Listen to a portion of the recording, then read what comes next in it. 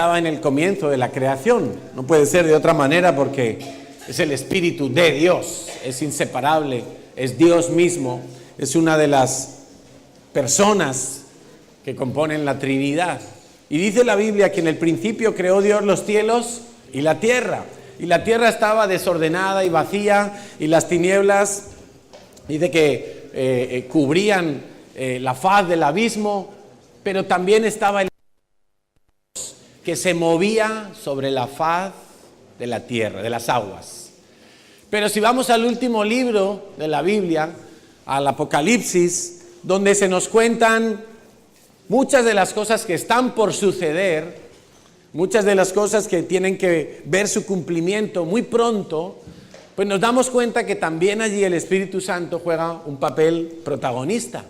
Y dice en uno de los últimos versículos del último capítulo de Apocalipsis, si no recuerdo mal, Apocalipsis 21, 17 o así, dice que el Espíritu y la esposa dicen: ven, Señor Jesús. ¿Quién es la esposa?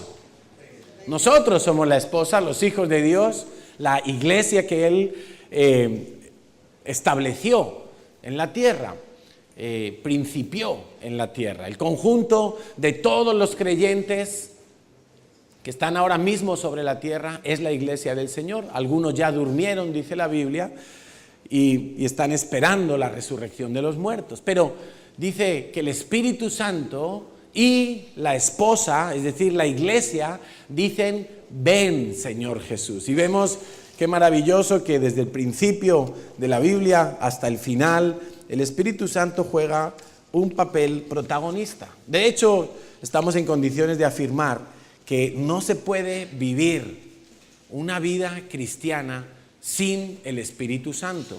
Una vida cristiana sin el Espíritu Santo no existe.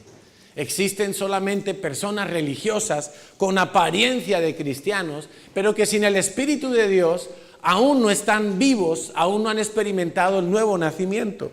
Porque es necesario, para entrar al reino de los cielos, para ser cristiano, es necesario nacer del agua y del Espíritu, tal y como el Señor Jesús le dijo a Timoteo.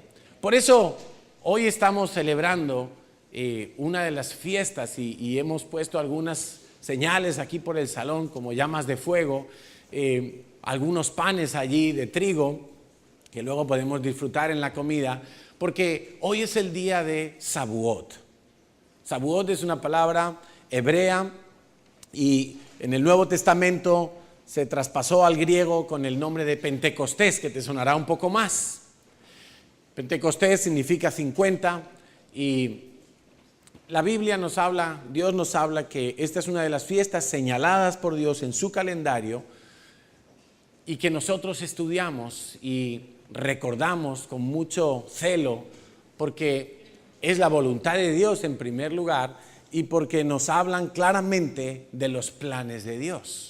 En este caso de planes que ya se han cumplido milimétrica y exactamente hace unos 2000 años atrás, cuando vino Cristo por primera vez a la tierra. Entonces vamos al libro de Levítico, capítulo 23. Nos ponemos en escena, el pueblo de Israel acaba de salir de Egipto, han sido liberados de la esclavitud de Faraón, han visto una cantidad de milagros en su salida de aquella tierra, atravesaron el mar en seco y llegaron al monte Sinaí. El monte Sinaí no está en Egipto, lo siento. Hace años visitamos como iglesia también aquel falso monte Sinaí, ya no lo volveremos a visitar más, porque aparte de que es muy agotador subirlo y esos camellos son muy incómodos, pues no es el lugar, sencillamente, ¿no? El monte Sinaí, como dice la Biblia, está en Arabia. No sé por qué, bueno, sí sé por qué, pero es tremendo que cómo funcionan las mentiras, ¿no? Una mentira, cuando se empieza a repetir constantemente, algunos la acaban considerando como una verdad, aunque sea mentira. Pero una mentira siempre va a ser una mentira, ¿verdad? Por mucho que yo diga que esta pared es negra, y aunque me pare aquí todos los domingos y yo os diga, demos la bienvenida a esta pared negra, pues nunca eso va a ser verdad, porque es una pared blanca. Bueno, pues lo mismo ocurre con el monte Sinaí. La Biblia dice que el monte Sinaí está en Arabia y todo el mundo lo ubica en Egipto. Todo el mundo que quiere creer una mentira. Los que no queremos creer una mentira, incluso vamos un poco más allá y hacemos caso ya no solo de lo que dice la Biblia, que es más que suficiente, es que no nos hace falta nada más para creer que lo que dice Dios es la verdad. Es que Dios no miente. Y si Dios dice que el monte Sinaí está en Arabia, pues está en Arabia. Pero es que hay descubrimientos arqueológicos con unas evidencias tan maravillosas que lo demuestran. Pero bueno, eso lo dejamos para otro día. El caso es que el pueblo de Israel llegó allí al monte Sinaí. Era un pueblo sin ley, era un pueblo sin normas. Habían vivido bajo una esclavitud severa y habían vivido 400 años rodeados de falsos dioses. Los egipcios tenían muchos dioses. Tenían el dios del sol, el dios de la vida, el dios de la fertilidad. Tenían dioses para todo. Y una de las primeras cosas que Dios le dice a Israel es que yo soy el Dios Altísimo. Como diciéndoles, todo lo que habéis conocido en vuestros años de esclavitud, eso no sirve para nada. Hay un solo Dios y ese Dios es el Dios Altísimo, está por encima de todo. Y allí en aquel monte, Dios le da a Moisés toda la instrucción del Pentateuco, todos los libros de la ley de Dios, todas las normas para la convivencia, para la economía, para las festividades. Dios se la revela a Moisés y se la da allí en el monte Sinaí mientras el pueblo espera abajo. Y una de las cosas que Dios le dice a Moisés la encontramos aquí en Levítico 23.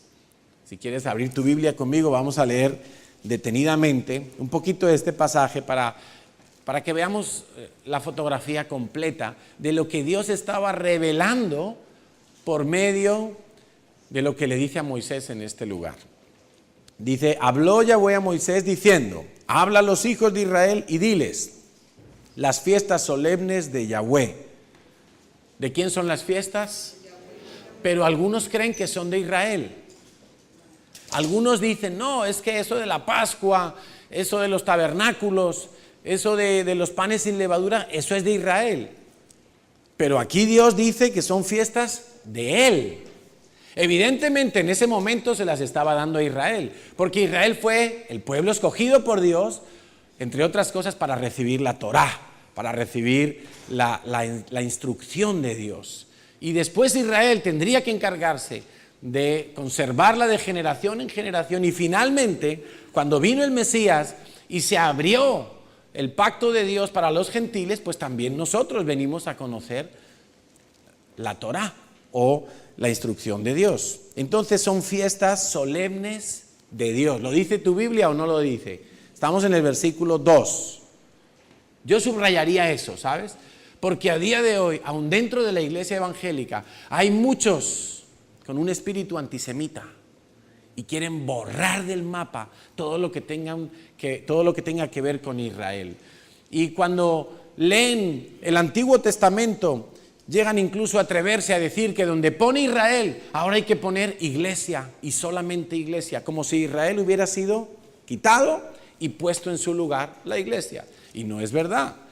Dios dice claramente que hay el pueblo de Israel como el pueblo elegido por Dios. Nosotros somos el pueblo adoptado, adquirido por Dios.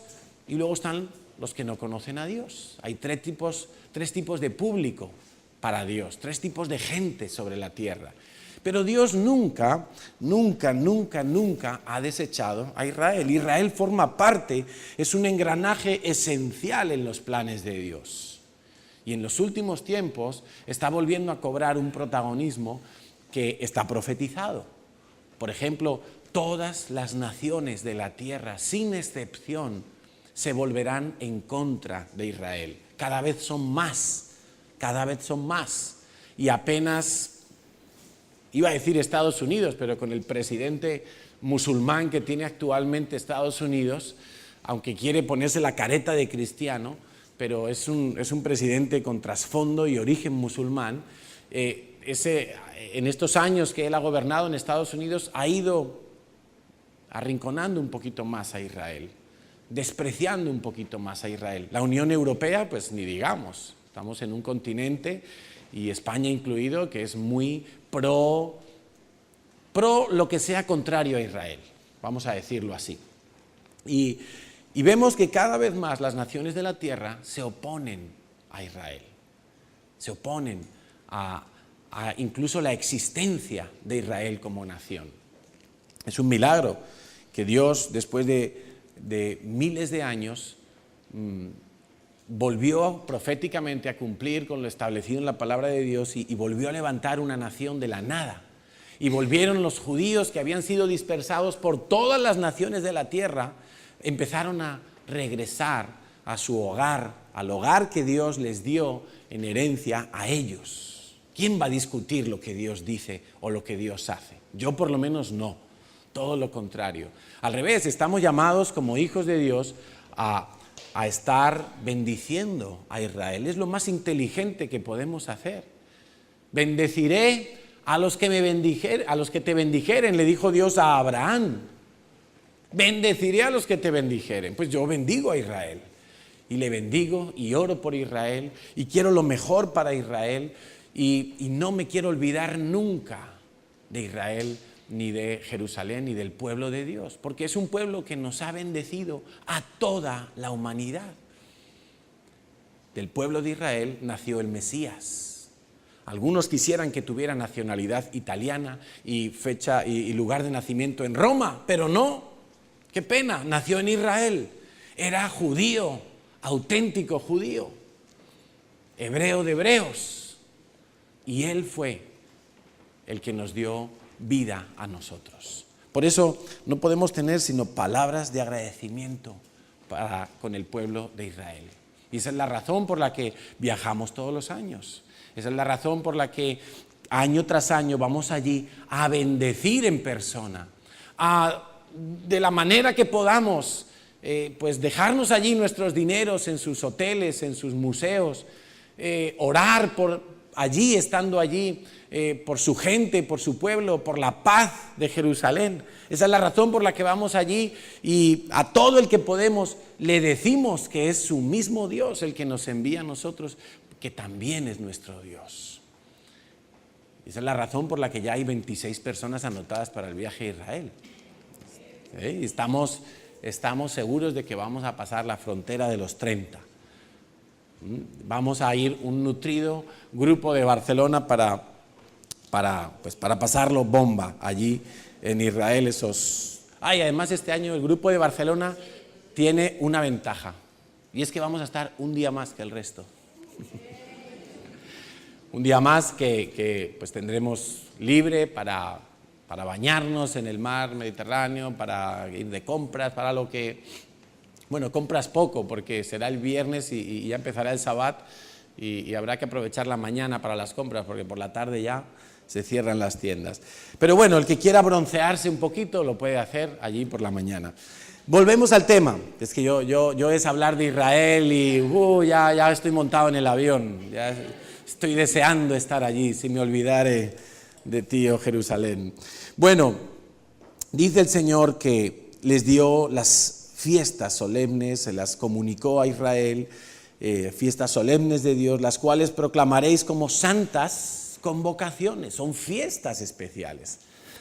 Hoy en Israel es un día laborable, pero por ser Shavuot, por ser una de las fiestas que ahora vamos a leer, es un día festivo. Los domingos en Israel se trabaja, los comercios abren, todo. Pero hoy precisamente es fiesta en Israel. Primera fiesta, el Sabbat. 6 días trabajarás y 1 descansarás para buscar al Señor, para tener tu reposo en el Señor. Algo que Dios nos recomendó hacer como un estilo de vida.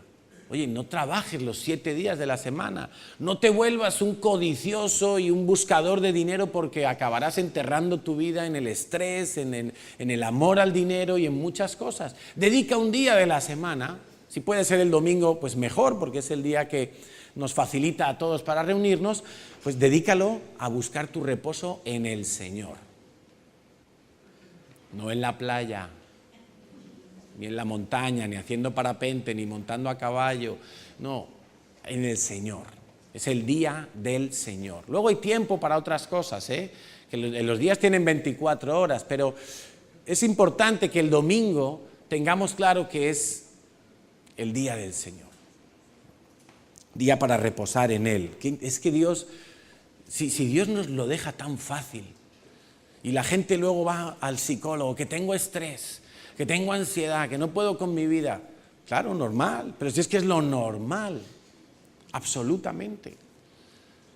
Ayer hablaba con un hombre que trabaja en la empresa esta Grifols, que es uno de las farmacéuticas y los laboratorios más grandes que hay aquí en España. Está ahí no sé si está en Parets y me decía que hay tantos experimentos que se han hecho con la raza humana, que se han soltado tal cantidad de virus y de pruebas bacteriológicas que se han hecho, que a las grandes farmacéuticas mundiales ya se les ha ido el asunto de las manos. Por eso estamos viendo, hoy en día lo vemos cada vez más, no es nuevo, pero cada vez se ve más, que aparecen como enfermedades nuevas. Después de 6.000 años que tiene la Tierra, una enfermedad nueva, eso es muy raro, ¿verdad? Aparecen virus que de repente que ahora han mutado y ahora no sé qué, hay una bacteria en Estados Unidos que le llaman la superbacteria, que ni siquiera los antibióticos pueden con ella. Uy, qué maravilla. ¿Cómo es la naturaleza? Bueno, ojo, porque el ser humano, y hay unas teorías por ahí, yo no soy muy partidario de creer teorías conspiratorias, pero hay quien dice y asegura que sobra gente en la Tierra. Sobra gente en la Tierra. Y entonces hay que eliminar población, de alguna manera. Yo no sé si eso es verdad o no, numéricamente hablando y con los recursos naturales que tenemos a mano, pero que sí es verdad, y todos lo sabemos, que hay enfermedades nuevas. El otro día, cuando visitamos a Irene en la UCI, había un señor allí a su lado, en la cama de al lado, y la familia nos contó que tenía una infección y los médicos, no sé cuántas semanas llevaba allí ingresado en la UCI, no daban por dónde estaba la infección y de dónde venía, no sabían qué le ocurría a ese hombre. Y le habían hecho pruebas habidas y por haber todas, y no sabían. Y así hay bastante gente que llega con síntomas externos y lo más que pueden hacer los médicos es un barniz para aplacar esos síntomas, pero el origen no se sabe. Bueno, quizá el hombre si acudiera a la palabra de Dios, al manual de vida y empezara a practicar tal y como Dios ha dicho su palabra, pues el hombre sería bendecido y tendría otra calidad de vida. Primera fiesta entonces el Sabbat. Y luego dice cuáles son las santas convocaciones en sus tiempos. Pues dice, versículo 5, Levítico 23, 5. En el mes primero, a los 14 del mes, entre las 2 tardes, la Pascua. Ya la celebramos hace 50 días, ¿verdad? La Pascua. Dice a los 15 días, o sea, el día siguiente a la Pascua, los panes sin levadura. Una semana comeréis panes sin levadura. El primer día y el último día son festividades de reposo, no se trabaja, no se hace nada, son días para el Señor. Muy bien, ya tenemos ahí 2 fiestas. Luego dice, vamos al versículo 10, habla a los hijos de Israel y diles, cuando hayáis entrado en la tierra que yo os doy y seguéis su mies, traeréis al sacerdote una gavilla por primicia de los primeros frutos de vuestra siega. Tercera fiesta, vamos a decirlo así, tercera simbología especial que Dios está relatando ahí, porque está dando una pauta. Cuando hayáis entrado y cuando seguéis vuestra primera cosecha, en este caso de cebada, pues vais a traer una gavilla al Señor. Vais a traer como una ofrenda de los primeros frutos. Esa es la fiesta de los primeros frutos, en hebreo, Bikurim. ¿Sí? Si vamos relacionando con la primera venida del Señor, en la Pascua murió el Señor. Empieza los panes sin levadura, el Señor fue sepultado. Primeros frutos, coincide, y ahora lo vamos a entender, que el Señor resucita. Primeros frutos, el primer fruto, el primogénito de los que han de resucitar.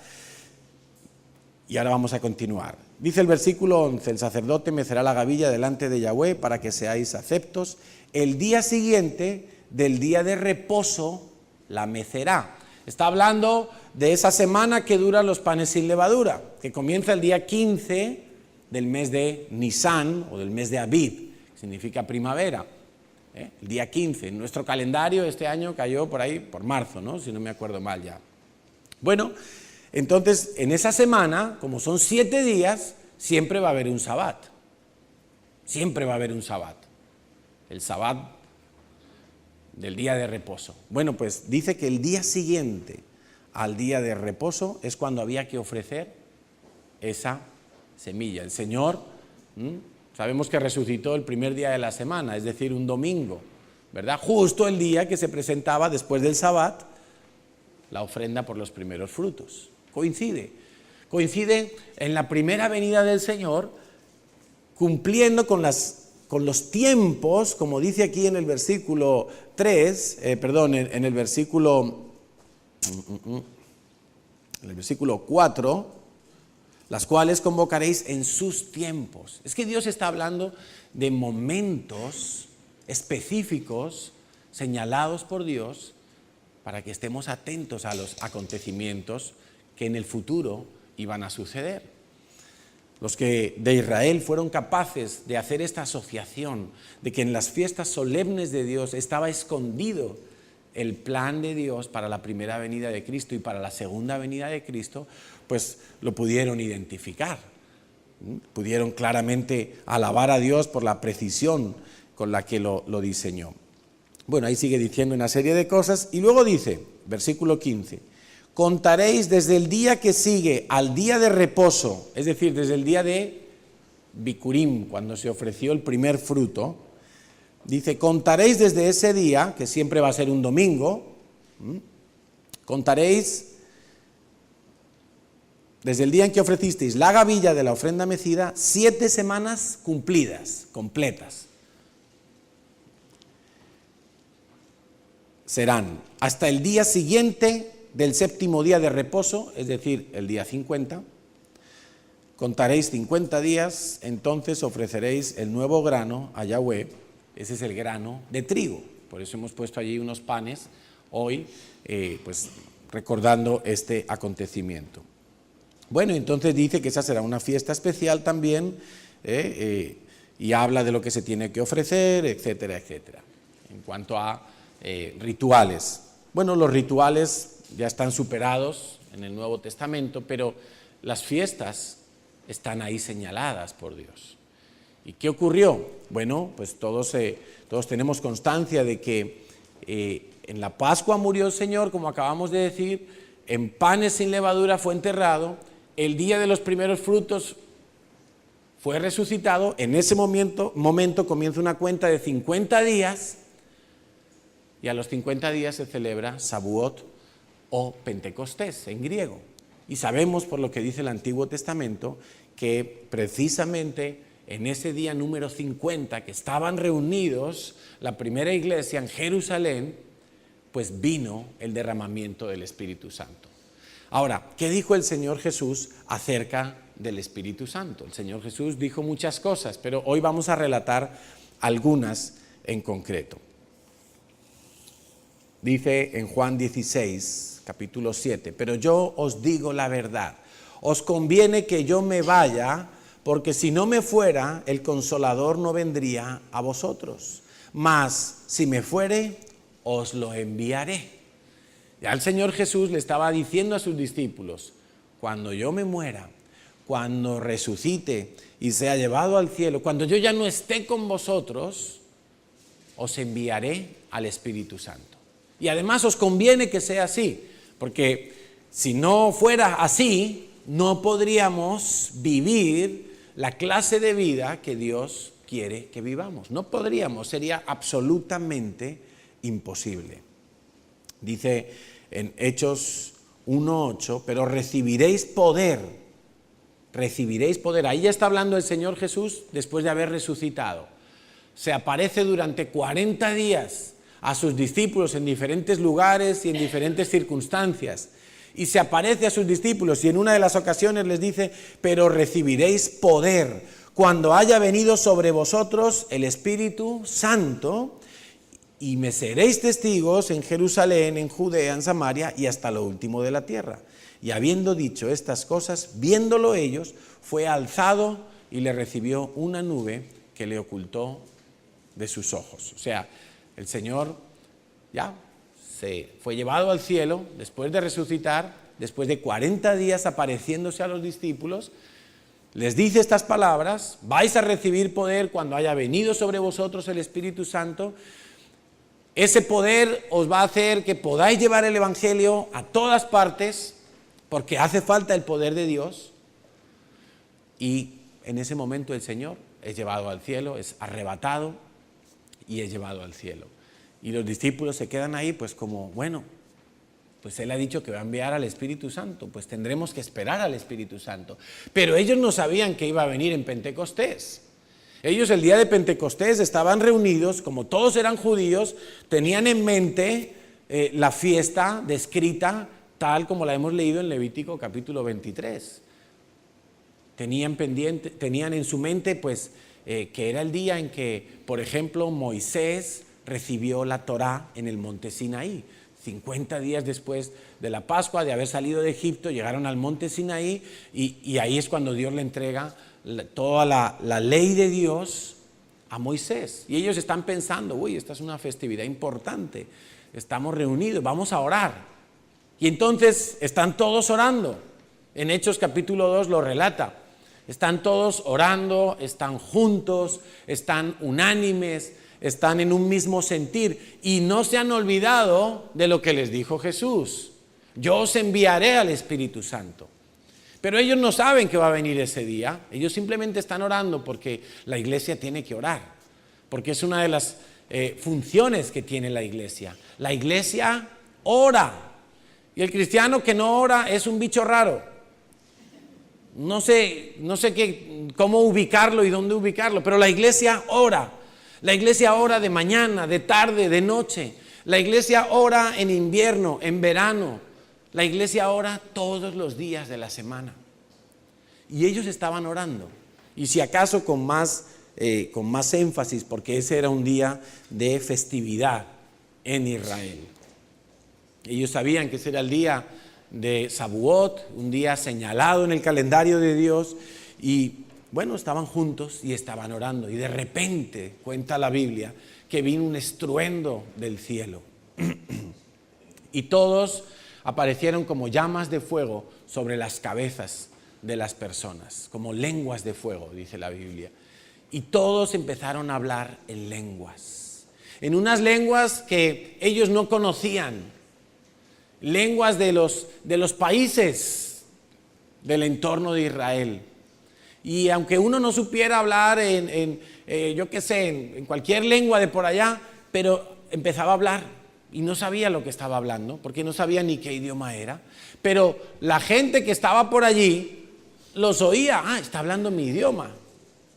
Y entonces el otro decía, no, pero también están hablando en el mío. Y el griego que estaba por allí decía, no, pero están hablando en el mío.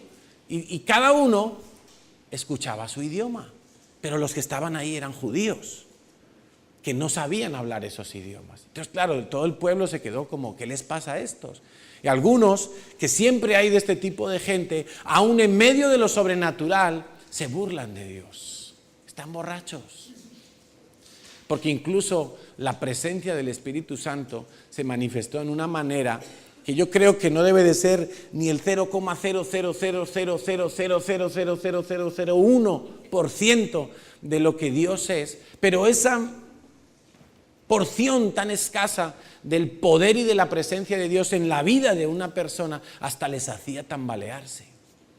En verdad parecían embriagados y algunos del público que no eran creyentes decían, ¿estos qué les pasa? ¿Habrán bebido vino en la fiesta de Shavuot o yo qué sé? Y se burlaban de Dios. Siempre va a haber gente que se burle de Dios. Siempre va a haber gente que niegue la evidencia. Pero sabemos, por lo que nos cuenta la Biblia, que lo que pasó a partir de aquel día, personalmente en la vida de aquellas personas fue dramático. Fue un cambio que les hizo ser realmente personas diferentes. Les hizo ser personas que antes no eran. Empezaron a predicar sin miedo. Empezaron a imponer las manos sobre los enfermos. Empezaron a hacer muchas cosas, pero con un respaldo tan impresionante que la gente se maravillaba.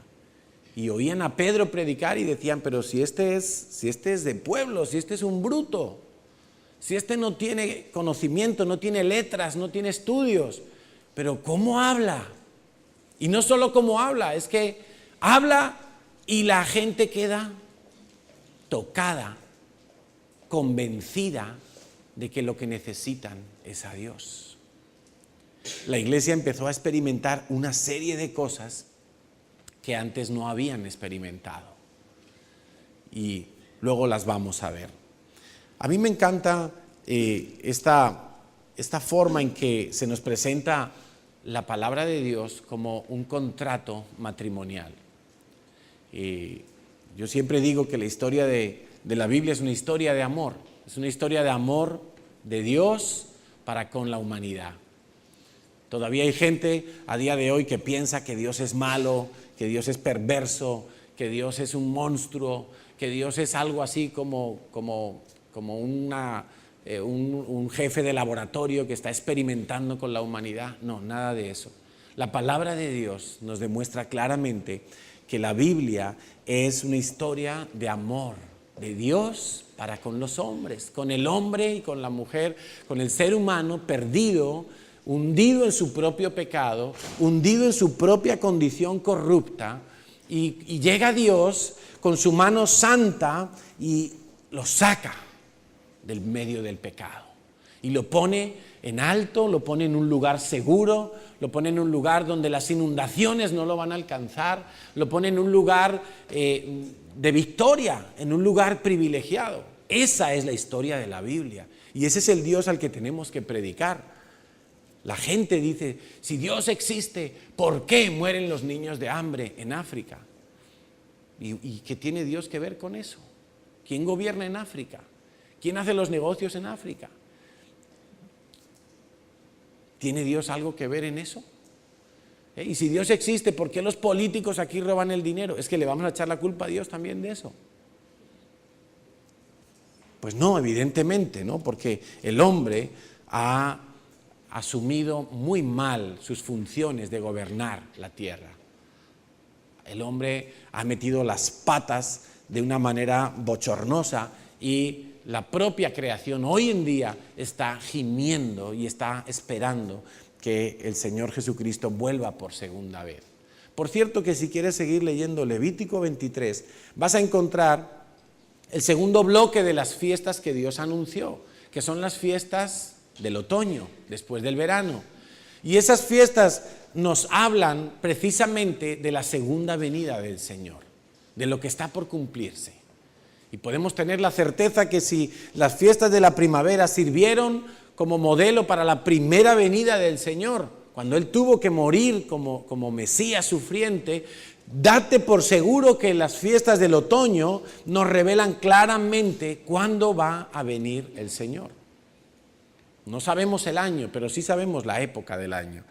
Y en su momento estaremos predicando sobre esto para que todos estemos pendientes. Y que no nos pase como aquellas vírgenes de Mateo capítulo 25, aquella parábola que cuenta el Señor, que había 10 vírgenes y 5 de ellas tenían sus lámparas sin aceite. Y cuando llegó el novio anunciando las bodas, esas 5 estaban a oscuras, no pudieron entrar a las bodas. El aceite es símbolo, claramente en la palabra de Dios, del Espíritu Santo. Pero ahí nos cuenta que hay un grupo de personas que quizá están esperando al Señor, pero no lo están esperando de verdad. No lo están esperando de verdad. Porque si yo creo algo, yo tengo que vivir en conformidad absoluta a lo que creo. O sea, si yo te dijera, por ejemplo, no sé, mañana van a venir a esta calle y se van a llevar todos los coches aparcados. Va a venir la grúa y se va a llevar todos los coches. Pero tú no me ves a mí que yo quito mi coche. ¿Tú qué piensas? ¿Que yo me lo creo eso o no? Yo lo estoy diciendo y lo estoy predicando y lo estoy enseñando, pero yo no quito mi coche. ¿Eso qué quiere decir? Que yo no estoy creyendo. Por mucho que lo diga, por mucho que lo grite, por mucho que lo anuncie, yo no estoy creyendo ese anuncio, aunque yo mismo sea el que te lo diga a ti. Ahora, si yo creo que mañana va a venir la grúa y tengo la certeza absoluta, yo bajo esta tarde, o si puedo incluso por la mañana para que no se me olvide, hoy mismo, y cojo y lo aparco en la calle de atrás, porque sé que va a venir. Bueno, pues así les pasa a muchos cristianos. Sí, el Señor viene pronto. Señor, ven pronto. Pero ¿cómo son sus vidas? Ahí sigue el coche aparcado. Ahí siguen sus vidas como si el Señor no fuera a venir. Eso le pasó a aquellas vírgenes. Sí, el esposo va a venir. Para eso he conservado mi virginidad, porque el esposo va a venir. Pero no era suficiente, ¿sabes? Tenían que estar preparadas.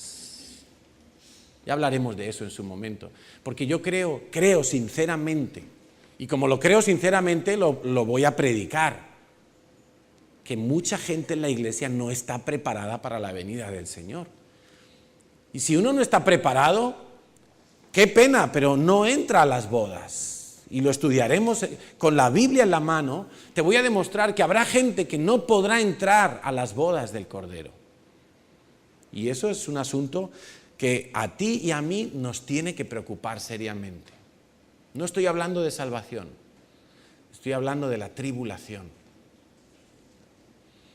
Un periodo en el que la Biblia lo describe como el peor de los periodos de toda la historia de la humanidad, donde habrá un sufrimiento como nunca antes se haya visto.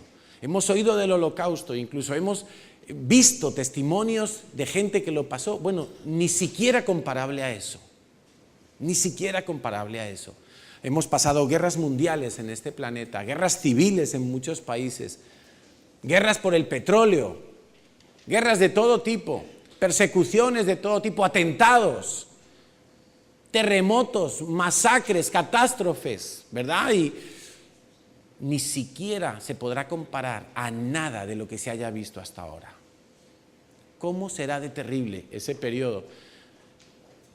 A mí por lo menos me preocupa muchísimo que yo personalmente me pudiera quedar, y me preocupa que alguno de vosotros tuvierais que pasar ese periodo. Yo quiero que todos nosotros vivamos en conformidad con lo que anunciamos y decimos que creemos. Y de la misma manera que yo tendría que bajarme y quitar mi coche porque sé que va a pasar la grúa, porque pone un cartel el ayuntamiento y todo y te lo dice: mañana vamos a podar los árboles y va a pasar, prohibido aparcar. Y está escrito. Pues hay gente que deja el coche. Y llega la grúa y viene el dolor. Bueno, pues está escrito cómo la iglesia tiene que prepararse. Hallaré fe, dice el Señor, cuando venga. Vengo a buscar una esposa sin mancha, sin arruga, blanquecina. ¿Estará así la iglesia? La iglesia eres tú. La iglesia somos cada uno de los hijos de Dios. ¿Cómo te va a encontrar el Señor? ¿Te hallará velando o te hallará de parranda? ¿Te hallará cabeceando y dormido, de manera que no te dé tiempo? ¿O te hallará en guardia? ¿Te hallará firme o te hallará tirado, arrastrado? ¿Te hallará haciendo su voluntad o haciendo la tuya? ¿Cómo te hallará el Señor?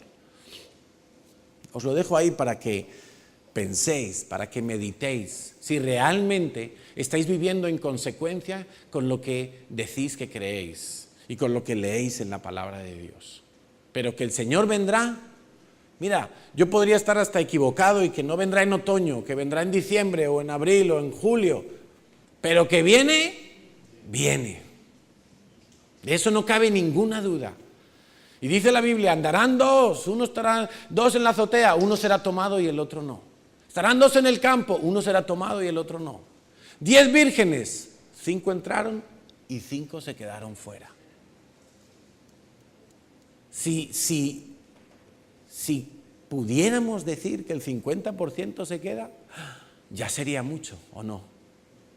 Tú imagínate que viniera el Señor, un lado, no voy a decir ni cuál, un lado se queda y el otro se va. ¿Terrible o no? Terrible. No, para no decir ni el PP, ni el PSOE, ni el PSOE, ni el PP, ¿no? Ninguno.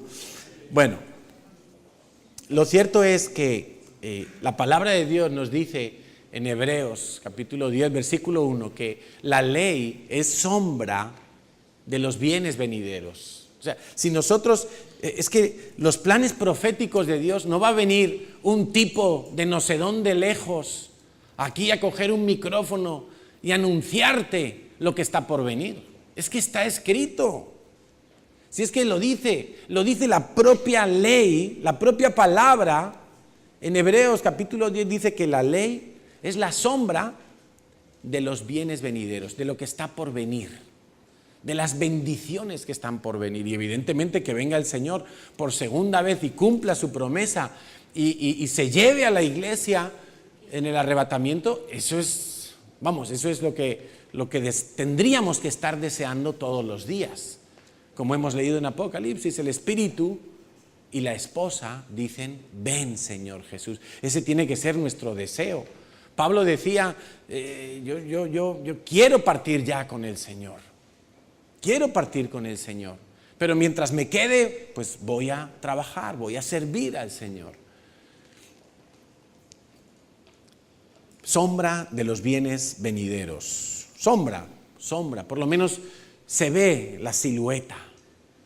A lo mejor no se ve, cuando tú ves la sombra de alguien no sabes el color de sus ojos, no sabes el color de su pelo, pero sí ves si es gordo, si es flaco, si es alto, si es bajito, si va rápido, si va despacio. Se ven muchas cosas por la sombra.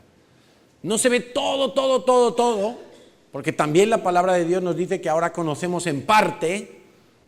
No podemos conocerlo todo, es que no tenemos ni la capacidad para conocerlo todo. Por eso Dios no nos revela todo, solo nos revela lo que ha querido revelarnos. Y con esto ya muchas veces nos atragantamos, ¿verdad? Con esto muchas veces ya estamos que, ay pastor, que he leído esto y yo no me entero, y he leído lo otro y no sé de qué va. Y es solo un libro.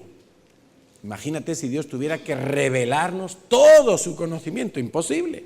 Si nuestro cerebro es de mosquito comparado con el de Dios. Con perdón de los presentes. Juan 15, 16. Dice el Señor, no me elegisteis vosotros a mí, sino que yo os elegí a vosotros. Si alguno piensa que ha sido muy listo escogiendo la vida cristiana, pues desmóntate de esa idea, porque es Dios el que te eligió a ti. Es Dios, tú solo tuviste que humillarte. Dios te creó a ti, Dios te dio la vida y Dios te eligió a ti. Y te eligió, mira, por ninguna otra razón, solamente por una, porque le dio la real gana, porque Dios es soberano. Y Dios tiene misericordia de quien tiene misericordia. Por eso ninguno de nosotros podemos presumir de ser cristianos. No podemos presumir de nada. Porque tú y yo hace años atrás, o quizá hace solo unas semanas, o quizá ayer, estábamos mirando para Burgos, estábamos fuera de los planes de Dios absolutamente. Estábamos aislados, estábamos huérfanos, estábamos de espaldas a Dios, y Dios fue el que vino y dijo, oye, aquí estoy, mira, yo te amo. Quita, no me molestes. Así estuve yo un año. No me molestes. Ya, déjame que yo quiero vivir la vida. ¿Qué me estás contando? No quiero ni oírte. No me digas nada. Y Dios ahí, Carlos, que tus pecados te llevan a la muerte. Nada, qué pecados, qué tontería. Yo no hago daño a nadie. Yo vivo tranquilo, yo me estoy divirtiendo, ¿no lo ves? Carlos, la paciencia de Dios. Carlos. Mi hijo murió por ti. ¿Lo vas a despreciar? Es que Dios nos eligió a cada uno de nosotros. A cada uno de nosotros, no porque fuéramos buenos, no porque estuviéramos ganando puntos para que Dios nos eligiera. Más bien estábamos perdiendo todos los puntos. La historia de la Biblia es una historia de amor, es una historia de matrimonio. Es una historia donde Dios, tú sabes cómo son las bodas bíblicas, el padre elige la novia para el hijo. Si tuviéramos que hacer eso hoy en día, madre mía, qué quebradero de cabeza. Yo estoy eligiendo la novia de mis hijos, que lo sepan, pero lo hago en oración. Yo ya estoy orando por la nuera, por toda la familia de la nuera, y yo ya le he dicho a Dios cómo quiero que sea. Lo de si es rubia o morena se lo dejo a ellos, pero yo estoy orando por el corazón de mis nueras, que sea un corazón para Dios. Y yo ya estoy haciendo mi parte. Estamos, Natalia y yo, haciendo nuestra parte. De manera que es el padre el que escoge la novia para sus hijos. Los antiguos matrimonios bíblicamente no eran matrimonios de amor, lo siento. No eran matrimonios de enamoramiento. Es que casi que yo creo que el enamoramiento es algo diabólico. Porque mira, en el enamoramiento tú estás ciego, ¿verdad? No ves nada. O sea, la verruguita parece un lunar precioso. Todo parece bonito, ¿no? Pero luego el amor verdadero, ya en el matrimonio, cuando toca lo duro, ahí los ojos son abiertos. Y ahí ya todo cambia. Ahora ya no es un lunar. Ya, oye, opérate esa verruga. Oye tú, pero que vaya michelines tienes. Oye, pero si antes me veías como una princesa. Bueno, es que el enamoramiento ciega, el amor abre los ojos. Yo creo que el enamoramiento es malo, de verdad lo creo, porque no nos deja ver la realidad. Es muy bonito de experimentar, muy flotante, pero no es lo que tiene que durar para toda la vida, porque entre otras cosas el amor es un compromiso, es un acto de la voluntad, no de los sentimientos. El enamoramiento viene de los sentimientos. Y está muy bien estar enamorado si amas con compromiso, si no, no está bien. ¿Qué ocurre hoy en día?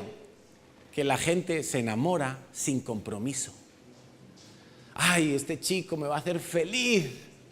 Y a los meses, a los 2 años, y lo he visto así de veces. La chica destrozada, con un hijo, con 2. O al revés, el chico que pensaba que esa era la mujer de su vida y que con ella iba a ir a Marte, pero no a Marte de amor, no, a Marte fue, allí se quedó tirado en un planeta, porque no había compromiso. Entonces, enamoramiento sin amor existe y es muy malo, es muy malo. Por eso es mejor primero amar, hacer un acto de la voluntad y después uno empieza a enamorarse. Yo puedo decir que vivo enamorado de mi mujer. Después de ya he perdido la cuenta de los años de casado, pero yo vivo enamorado. 21 haremos, ¿no? Este año, 21 años, y yo te puedo asegurar, y no es porque esté aquí presumiendo de nada, yo estoy enamorado de ella, pero es fruto de un compromiso primero, de un amor basado en una decisión de la voluntad. Yo me decidí a casarme con ella para amarla, y Dios nos regala un enamoramiento cada día, menos algunos que discutimos un poco. Pero luego nos arreglamos rápidamente. Entonces el padre escogía la mujer para el hijo. Eso es lo que Dios ha hecho con nosotros. Dios ha visto la tierra y ha dicho, venga, fulanito, Pepito, estos son para mi hijo Jesucristo. Esta es la novia, esta es la esposa que yo le voy a preparar a mi hijo. Y Dios escoge. El novio y la novia, entonces, en ese momento, firman un contrato matrimonial. Y es exactamente lo que Dios hizo en la fiesta de Shavuot con Israel. Le dio un contrato matrimonial. ¿Cuál es el contrato? Pues los 5 primeros libros de la Biblia. Eso fue lo que bajó Moisés de allí y Dios le dio toda la ley. Y Dios dijo, yo me comprometo que si tú obedeces esta palabra, yo te voy a bendecir. Porque eso es lo que tiene que hacer el Padre. Yo te voy a bendecir. Yo te voy a dar todo lo que necesites. Te voy a hacer abundar, te voy a dar una tierra prometida, te voy a dar fruto, te voy a defender de tus enemigos, te voy a prosperar en todo, pero este es el contrato. O sea, el matrimonio que Dios quiere hacer con la iglesia requiere que nosotros hagamos una parte y que seamos sobre todo fieles al esposo. Una de las cosas que, lo primero que Dios le dijo a Israel en esa ley es: no tendrás dioses ajenos. Los que están haciendo el curso del evangelismo se lo saben muy bien porque acaban de estudiar los 10 mandamientos principales de la Biblia. El primero, no tendrás dioses ajenos. ¿Por qué? Porque venían de Egipto y en Egipto había un Dios para cada cosa. Y entonces Dios les dice, no, ahora, a partir de ahora eso se acaba. Si algo de todo aquello se os había pegado, os lo quitáis y ahora solo tenéis un Dios, es el Dios de Israel, el gran yo soy. No hay otro Dios, solo uno, y tienes que ser fiel a ese.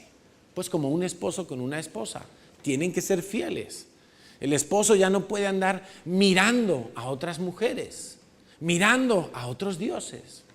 La esposa no puede andar mirando a otros Brad Pitt por ahí. Ya tiene que solo a su esposo, único. Pues lo mismo es la iglesia con el Señor. No podemos tener otros dioses. ¿Y cómo se empeñan muchos cristianos en tener a Dios, en tener a Jesús, pero vamos a tener otras cositas por ahí al lado? ¿Eso sabes cómo se llama? Se llama adulterio espiritual. Y es muy típico de este tiempo porque eso es muy de la nueva era. La nueva era es, cojamos lo bueno de Jesucristo, que fue un buen hombre. Cojamos lo bueno de Buda, que tiene cosas buenas. Cojamos lo bueno del otro, de Gandhi, que fue un pacificador. Yo veo a veces en el Facebook, por ejemplo, me sirve para medir un poco la temperatura de los cristianos. Porque la temperatura del mundo ya sé cuál es. 0 grados con respecto a Dios, frío. Pero a veces veo a los cristianos tibios. Y veo que ponen un día un versículo bíblico, pero al día siguiente ponen una frase de Gandhi. O ponen una frase de no sé qué portal de internet que hace frases bonitas, de pelea por tu vida y entonces vas a prosperar y no sé qué, humanismo. Y veo la mezcla que hacemos ahí. Tenemos a Dios, pero no como único Dios. Estamos adulterando con filosofías, con falsos dioses, con otras cosas que no tienen nada que ver con Dios, que no glorifican a Dios. Muchas veces esas cosas utilizan incluso un cierto barniz bíblico, como para que los cristianos entren de cabeza allí y se lo crean todo. Pero es humanismo, o es nueva era, tan malo lo uno como lo otro. La nueva era que te dice, coge lo bueno de aquí, coge lo bueno de allí, coge lo bueno de allí, y todo vale. Y todo vale. Luego pones, pones a Dios así como por encima de todo, meneas el cóctel. No. Solo la palabra de Dios es el contrato que Dios nos dejó. No otro. No, ningún otro. Por favor, seamos serios, seamos diligentes, seamos, como dice la Biblia, sensatos. Oímos las palabras de Dios y las hacemos, no otras palabras, no, las de Dios. Las demás, considéralo como algo que no te va a ayudar en nada. Entonces el novio y la novia firmaban un contrato matrimonial. El pueblo de Israel le dijo a Dios, haremos, como nos ha dicho Moisés, todo lo que le has declarado. Con esa declaración ellos estuvieron de acuerdo con el pacto de Dios. El pacto lo propone Dios, por cierto, no el hombre. Entonces, ese hecho se llamaba, ya era un contrato matrimonial, era el desposorio. En ese momento ellos legalmente estaban casados, pero todavía no se iban a la cama a tener relaciones sexuales. ¿Por qué? Pues porque el novio tenía que irse a casa de papá y por allí cerquita o en el piso de arriba construir y preparar la vivienda donde iba a vivir con su esposa. Y en ese tiempo pues tenía que espabilarse, dejar todo listo para luego regresar a por la novia. Ya estaban casados, ¿eh? Si cualquiera de los dos en ese tiempo en que estaban separados físicamente, pero ya casados legalmente, si cualquiera de los dos, incurría en alguna relación con otra persona, era adulterio.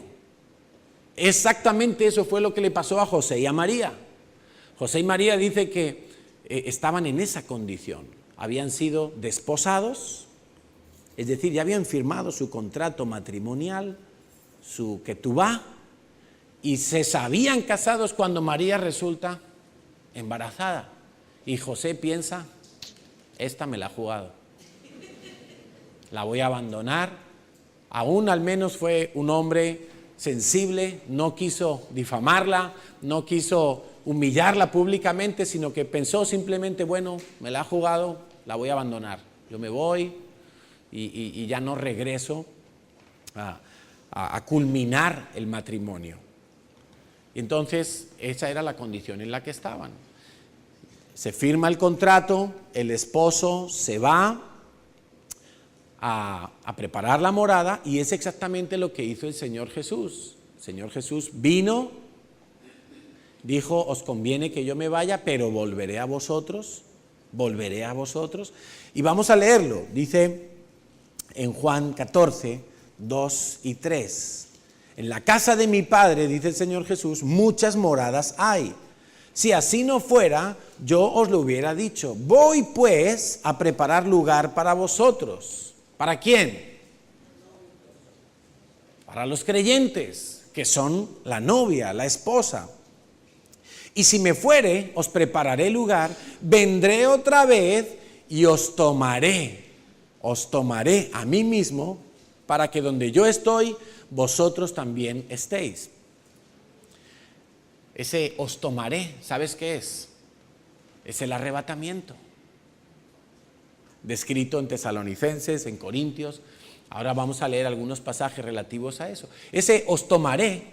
¿Y sabes qué hacía el novio físicamente cuando habían firmado el contrato? Se iba a la casa del papá, preparaba la vivienda donde iban a vivir con su esposa, y el día que regresaba al pueblo de la esposa o a la casa de la esposa, hacían como una especie de juego donde el novio la raptaba, como que la secuestraba, para llevársela. Tenía todo el derecho de hacerlo porque ya eran legalmente marido y mujer, pero ese era el ritual que se hacía. Entonces tenía que hacer como que la raptaba y se la llevaba ya así a su nueva morada, a la cámara, a la habitación matrimonial, y allí consumaban el acto matrimonial en una relación sexual y empezaban a fundamentar su hogar, su propio hogar.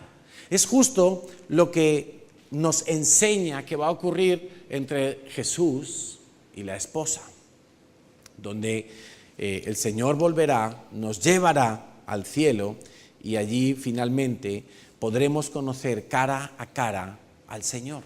Primera de Tesalonicenses 4, 13, dice, tampoco queremos, hermanos, que ignoréis acerca de los que duermen, para que no os entristezcáis como los otros que no tienen esperanza, porque si creemos que Jesús murió y resucitó, así también traerá Dios con Jesús a los que durmieron en él. Por lo cual os decimos esto en palabra del Señor, que nosotros que vivimos, que habremos quedado hasta la venida del Señor, no precederemos a los que durmieron, porque el Señor mismo, con voz de mando, con voz de arcángel y con trompeta de Dios, descenderá del cielo, y los muertos en Cristo resucitarán. Los muertos en Cristo resucitarán. Primero, dice, luego nosotros, los que estemos vivos, los que hayamos quedado, seremos arrebatados juntamente con ellos en las nubes para recibir al Señor en el aire. Eso todavía no es la segunda venida. Eso es el arrebatamiento. Nos vamos con el Señor en las nubes, dice Tesalonicenses claramente. Y así estaremos siempre con el Señor. Por tanto, alentaos los unos a los otros con estas palabras. Digamos que de lo que falta por cumplirse de ese escenario es que primero la iglesia y los que durmieron en Cristo serán levantados al cielo en las nubes con el Señor. Después el Señor vendrá con toda la iglesia a reinar en la tierra. Esa será, eso sí, la segunda venida, lo que se conoce como la segunda venida, donde el Mesías vendrá ya para reinar sobre la tierra. Y entonces habrá paz, entonces habrá justicia, etcétera, etcétera, etcétera. Pero entonces, qué curioso que Dios, en el antiguo pacto, en el día de Shavuot, Dios le entrega la ley a Israel y le dice, mira, estas son las normas para que vosotros viváis y os desarrolléis como pueblo, como nación. Estas normas os van a garantizar una prosperidad, una bendición del cielo. Y en el Nuevo Testamento, sin embargo, vemos que ese día lo que se derrama es el Espíritu de Dios.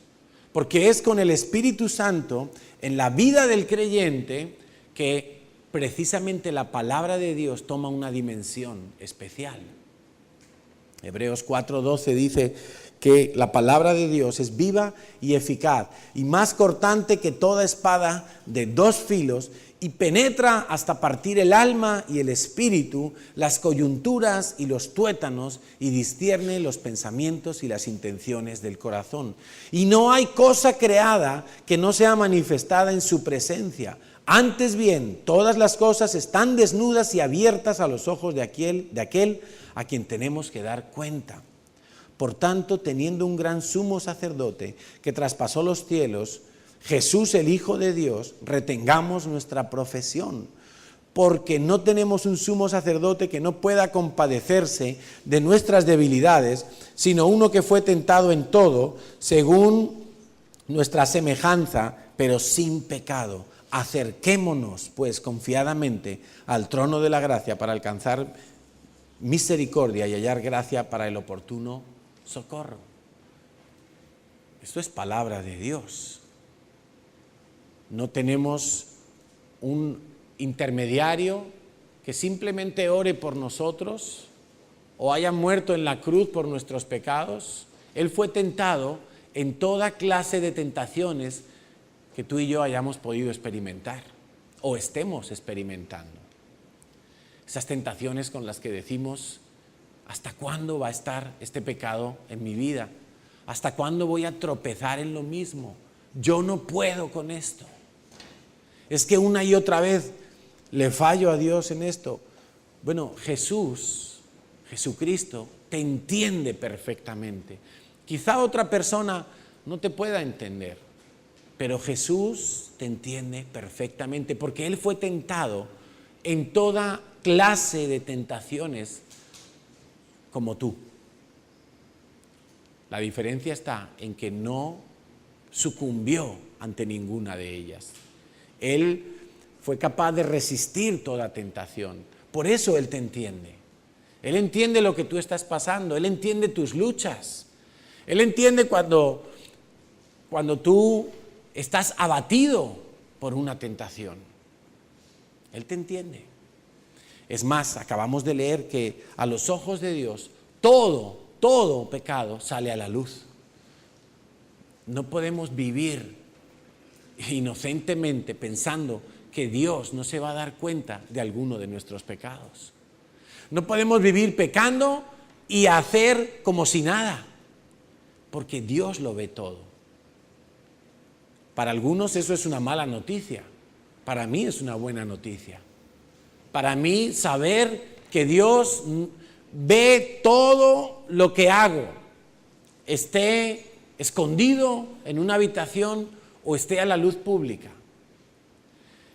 Y no solo que Dios ve todo lo que hago, sino que Dios sabe cuáles son mis luchas. Para mí, eso es un motivo de descanso.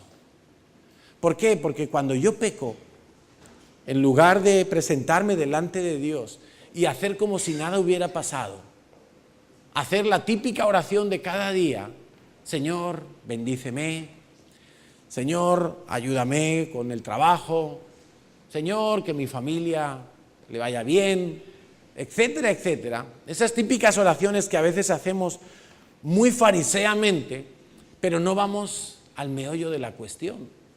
¿Cuál es el meollo de la cuestión? Señor, soy pecador. Y tú lo sabes. Y como tú lo sabes, Señor, tú me tendrás que ayudar con este pecado que tengo. Pero no solo en perdonarme, que eso ya Dios ya lo garantiza si tú le pides perdón, sino, Señor, yo quiero vivir en victoria. Y entonces Dios te dirá, ¿sabes qué? Ahí te he dado mi Espíritu Santo. Él es el que te va a ayudar a vivir en victoria. Porque la ley de Dios sin Espíritu Santo es una losa horrible que hace que muchos cristianos vivan deprimidos, que hace que muchos cristianos vivan tristes, porque están viendo continuamente la ley de Dios que les acusa, que les señala, porque dicen, si yo quiero, pero no puedo.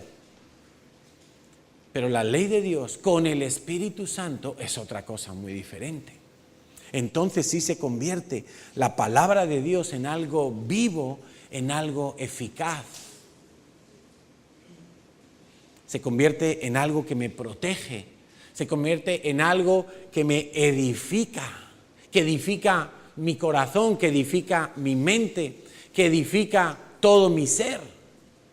Pero la ley de Dios, la palabra de Dios sin Espíritu Santo, bueno, es que es el libro más aburrido. Es una tortura, diría yo. Por eso creo que hay muchos cristianos que están como están, porque no tienen Espíritu de Dios en sus vidas. Han descuidado su comunión con el Espíritu Santo. Tienen fortalezas en sus mentes, tienen ataduras en sus vidas y ven vez tras vez que son derrotados. Ven que todo el tiempo sus vidas fracasan y caen.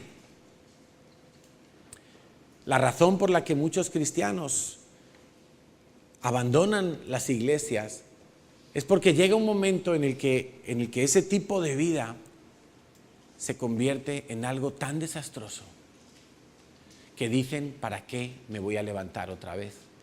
¿Para qué le voy a pedir perdón a Dios? ¿Para qué voy a seguir luchando? Claro, la carne ya se agotó. La carne ya no tiene más gasolina. Llegó a su tope, llegó a su límite. Y abandonan. Se dejan llevar por la corriente.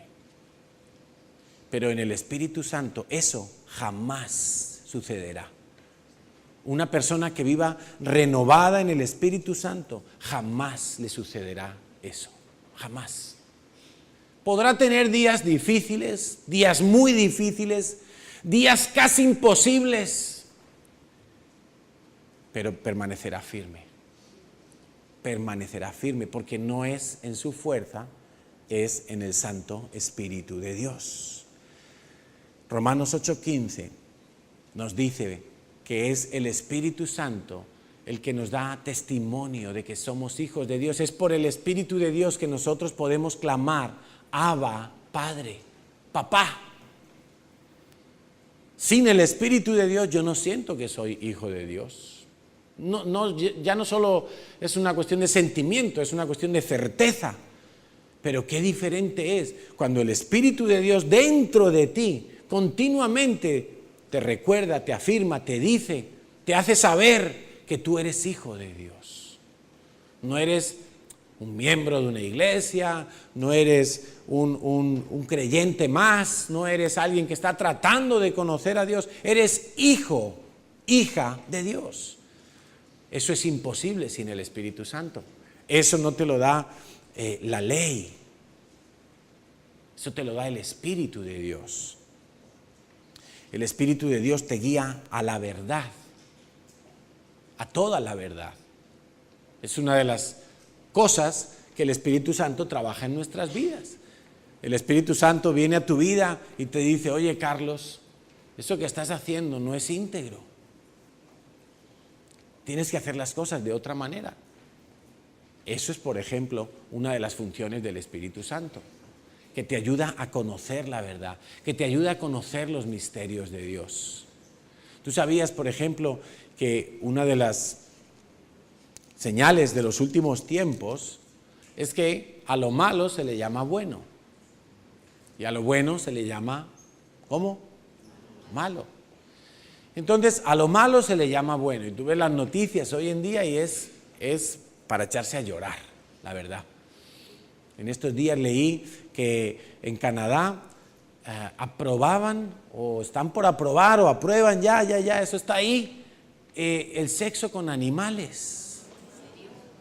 Sí, señores.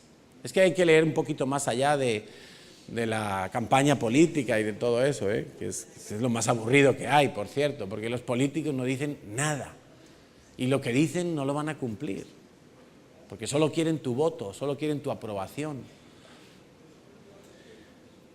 En Bélgica, por ejemplo, en una escuelita donde enseñan a los niños cómo es una boda, pues, bueno, hasta ahí tiene su pase, pero es que en estos días en la escuelita hicieron una boda entre dos niños, porque claro, como eso es lo que está hoy en día en auge, pues también los niños tienen que ver cómo es eso, una boda entre dos niños varones. Y ahí salen los niñitos, en la clase, felices, haciendo sus votos, intercambiando sus banderas de amor, unas bandas que se ponen así. Imagínate, eso es en la escuela, en la escuela. A lo malo llaman bueno, pero a lo bueno llaman malo. Entonces, que a nadie se le ocurra disciplinar a su hijo porque lo meten en la cárcel. Pero es que es lo que la palabra de Dios llama bueno. Aquí se le llama malo. Que los hijos obedezcan a los padres. No, hombre, por favor. Los niños son independientes. Tienen que crecer con su propio criterio. Los padres son los que tienen que darles de comer, pero los niños que hagan lo que les dé la gana. ¿Sí? Entonces, a lo bueno, que es el diseño de Dios, le llaman malo. Tú fíjate, coge todo lo que son diseños de Dios. El diseño de Dios para el hombre, el diseño de Dios para la mujer. Tú sabes, por ejemplo, que ahora con muchas firmas de moda, las principales firmas de moda, están sacando siempre alguna línea nueva, cada año, dentro de sus catálogos que sacan. Bueno, pues siempre hay una línea que es unisex. Unisex. O sea, puede llegar un hombre o una mujer y comprarse el mismo pantalón, la misma camisa, la misma falda, no sé, unisex. Y de verdad que a mí me ha pasado, yo he entrado en una tienda y he tenido que preguntar, ¿esto es de hombre o de mujer? Porque no sé en qué sección estoy. Digo, a ver si me voy a comprar aquí no sé. Y a mí me ha pasado, la semana pasada en concreto, que he tenido que preguntar, oye, ¿esto es de hombre o de mujer? Porque, no sé. Y miras la etiqueta a ver si pone algo de man o woman, o ahí no pone nada. Esto es sin identidad, porque es a lo que se tiende. Tú coge los modelos de Dios, el hombre, la mujer, el matrimonio, la familia, el hogar, la nación, todo, coge cualquier modelo de Dios y verás que hoy en día está siendo cuestionado. Y a lo que Dios dijo bueno, hoy en día se le llama malo. Y creo que los cristianos tenemos que ser muy precavidos y filtrarlo todo por la palabra de Dios, porque es que a veces somos los más ingenuos del paseo, y teniendo la verdad delante de nuestras narices, y teniendo al Espíritu de Dios para que nos aclare la verdad, y nos guíe a ella, nos creemos cualquier parida que nos diga el primero que aparece en televisión. Nos lo creemos así, como ha salido en la tele, eso ya es noticia nacional, mundial, y nos lo creemos. y rápidamente lo metemos en nuestro pensum de vida. Lo metemos al mismo nivel o incluso por encima de la palabra de Dios. Somos así de torpes. Pero ¿sabes por qué somos así de torpes? Creo yo, porque nos falta Espíritu Santo. Porque hasta el día de hoy algunos creen que el Espíritu de Dios todavía sigue siendo el que nos va a hacer flotar por los aires y nos va a hacer caer en una especie de desmayo donde vamos a recibir las revelaciones de Juan en la isla de Patmos. No, Señor. El Espíritu Santo es el que te va a ayudar a guerrear, por ejemplo, a hacer la guerra espiritual en tu casa, en tu hogar, en tu propia vida. El Espíritu Santo es el que te va a revelar cuáles son las estrategias de guerra, para que no hagas oraciones mecánicas, aburridas, que deben de tener a Dios harto de que todos los días le digamos las mismas cosas. En lugar de decirle, Dios, hoy ¿qué quieres que haga? Hoy ¿cómo quieres que haga la guerra? Hoy ¿cómo oro por mis hijos? ¿Cómo oro por mis discípulos? Hoy ¿qué quieres que enseñe, que predique? Hoy ¿cómo voy a evangelizar? Háblame, Señor. Y el Espíritu de Dios nos habla. Pero como no tenemos Espíritu de Dios, pues hacemos caso de lo primero que pillemos. Vamos a 2 de Tesalonicenses capítulo 2, ya estamos terminando. 2 de Tesalonicenses capítulo 2. Algo bien interesante. A ver, mi querido Timoteo. 2 de Tesalonicenses 2, ¿lo tenemos?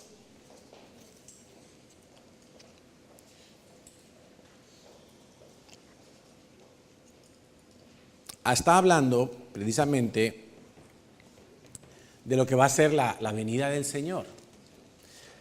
Pero dice algo sobre lo cual yo quiero que tú prestes mucha atención. Dice, pero con respecto a la venida de nuestro Señor Jesucristo y nuestra reunión con Él, os rogamos, hermanos, que no os dejéis mover fácilmente de vuestro modo de pensar, ni os conturbéis, ni por espíritu, ni por palabra, ni por carta, como si fuera nuestra, en el sentido de que el día del Señor está cerca. Nadie os engañe en ninguna manera, porque no vendrá. Escucha esto, por favor. Es que lo estamos viviendo hoy en día, esto. No vendrá el día del Señor sin que antes venga la apostasía. ¿Qué es la apostasía? La apostasía es la renuncia de la fe en Cristo Jesús. La renuncia es que gente que en un momento dado de su vida le dijo a Jesús, entra en mi corazón, yo quiero que seas el Señor de mi vida, ahora dicen, yo no creo que vaya a haber un juicio, yo no creo que vaya a haber un cielo ni un infierno, yo no creo en Jesucristo, yo no creo en nada y yo renuncio a todo eso. La gran apostasía. Y se manifieste el hombre de pecado, el hijo de perdición. Está hablando del anticristo y de los últimos tiempos. El cual se opone, escucha esto, y se levanta contra todo lo que se llama Dios o es objeto de culto.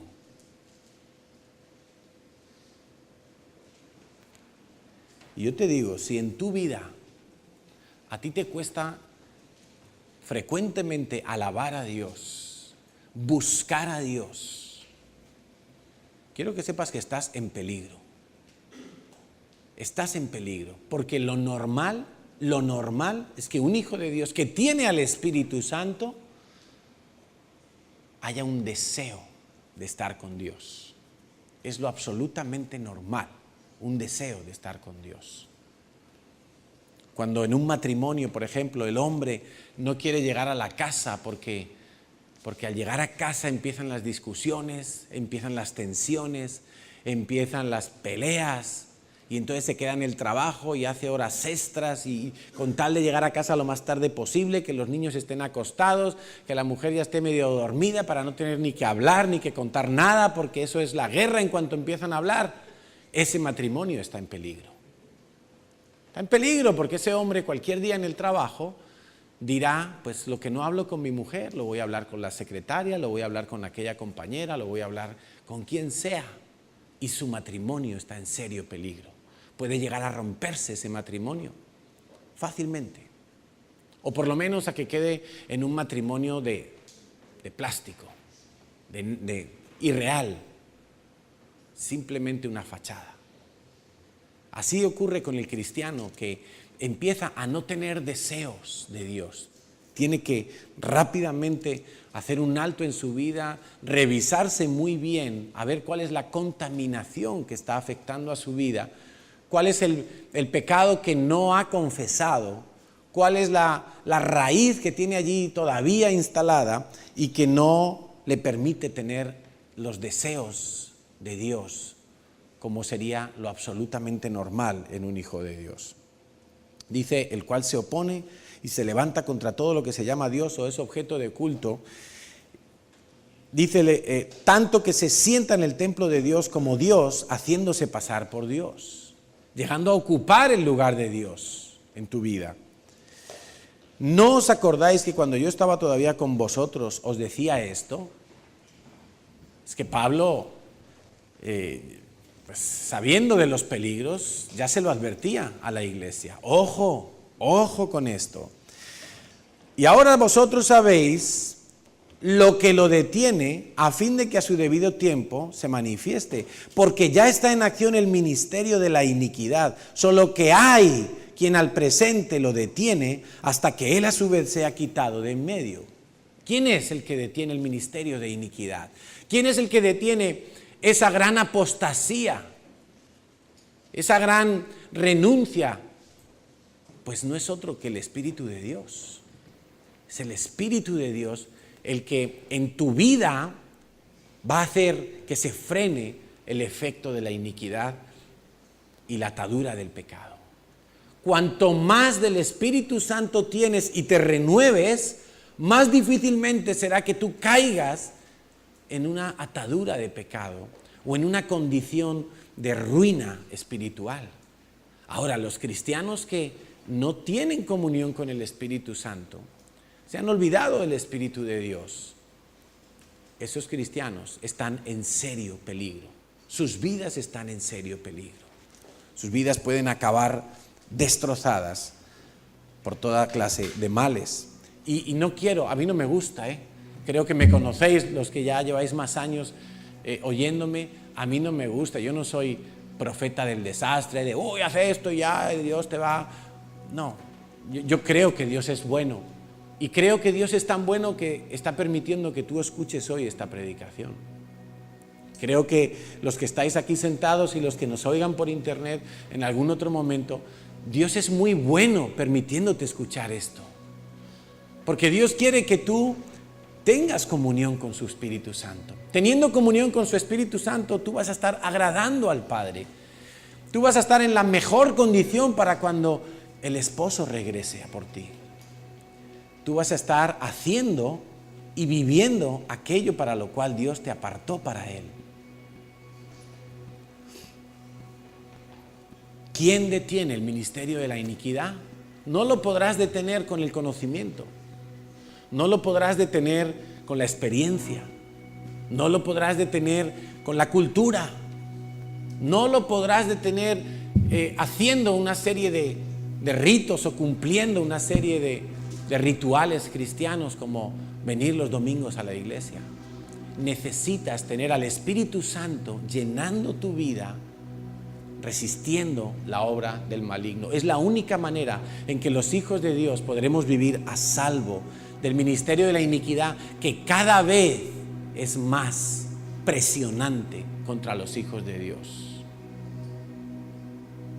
O vosotros, o solo me pasa a mí, que cada vez vemos cómo es más fuerte la maldad, vemos cómo se van estrechando las cosas, vemos cómo el enemigo está cada vez cercando más.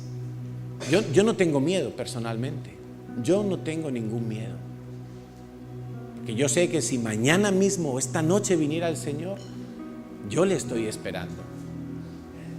Y no quiere decir eso que Carlos Villanueva no peca nunca, pero Carlos Villanueva todos los días, o mejor dicho, a cada instante que detecto un pecado en mi vida, sea leve o sea grave, yo me arrodillo delante del Señor. Creo que no le debo nada a nadie en este lugar. Y si hay alguien que crea que le debo algo, por favor que me lo diga, porque yo quiero estar con mis cuentas a cero totalmente. No tengo ningún temor, no tengo ningún miedo de lo que me pueda tratar de hacer el diablo, porque yo oro y cerco mi vida y la de mi familia todos los días, y la vuestra también. Oro con preocupación por muchos de vosotros, porque veo que queréis saltar el vallado y ir a aquel pastito de allí que parece más verde que el que está aquí dentro. Y yo digo, Señor, rápidamente hay que meterlo al redil, porque fuera del redil es más fácil que el lobo te ataque, que el lobo te devore. A mí me encanta. Cuanto más comunión con el Espíritu Santo, menos efecto podrán tener las barbaridades que intente el diablo contra mi vida. Por no decir ninguno, porque Él es el que detiene el ministerio de la iniquidad. O sea que sí, en verdad yo quiero que oremos para que todos en este lugar puedan tener la llenura del Espíritu de Dios. Pero no es para que sientas un corrientazo o una experiencia sublime que te haga flotar. Bueno, quizá lo sientas, no lo sé, porque Dios hace cosas muy sorprendentes y muy raras a veces, pero no es el objetivo. No es el objetivo. Ni siquiera que hables en lenguas. ¿Sabes que una de las características que brotó de la primera iglesia después del Pentecostés, ¿sabes cuál fue? Todos tenían temor de Dios, todos. Dice que empezó a haber un temor de Dios en toda la gente, que la gente se lo pensaba 2 veces antes de pecar, porque había temor de Dios. Y todos empezaron a esperar el regreso del Señor. Trabajaban sin cesar en todo lo que tenían que hacer, en sus trabajos, en el Evangelio, todo el tiempo, ya no vivían para otra cosa, esperando el Señor, su regreso, y todos con temor de Dios. Un temor que hizo que la iglesia se aglutinara, se pegara en una unidad impresionante. Todos se protegían unos a otros, todos se apoyaban unos a otros. En esa primera iglesia, si alguno caía, los demás le levantaban, porque decían, vamos, vamos, el Señor viene pronto. Nadie puede estar tirado en el suelo, nadie puede estar vencido por un pecado. Vamos a restaurarle, vamos a fortalecerle, vamos a orar por él. Vamos, vamos. Ese era el espíritu de la primera iglesia, pero fue a raíz del Pentecostés, a raíz de que todos y cada uno de ellos tuvieron una llenura especial. Y el día que tuvieron esa llenura, ¿sabes qué pasa? Que ya no necesitaron todos los días, Señor, lléname, Señor, vuelve a bautizarme, que vengan otra vez estas lenguas de fuego y esta especie de borrachera que tuvimos el otro día. Ya era mantenerse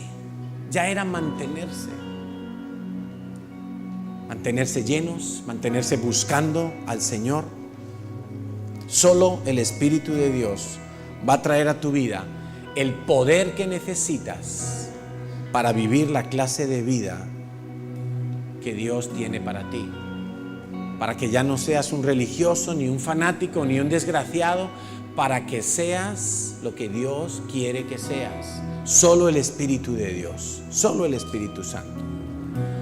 Nos ponemos en pie, por favor, vamos a adorar al Señor. Me gustaría que cantáramos otra vez la de Renuévame.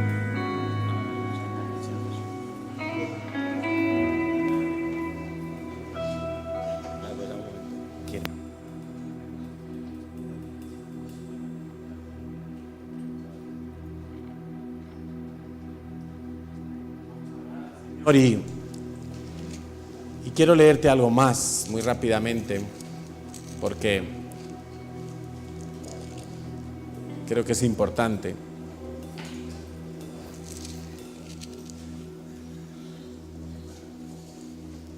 ¿O pensáis, dice Santiago 4:5, o pensáis que la Escritura dice en vano, el Espíritu que Él ha hecho morar en nosotros nos anhela celosamente?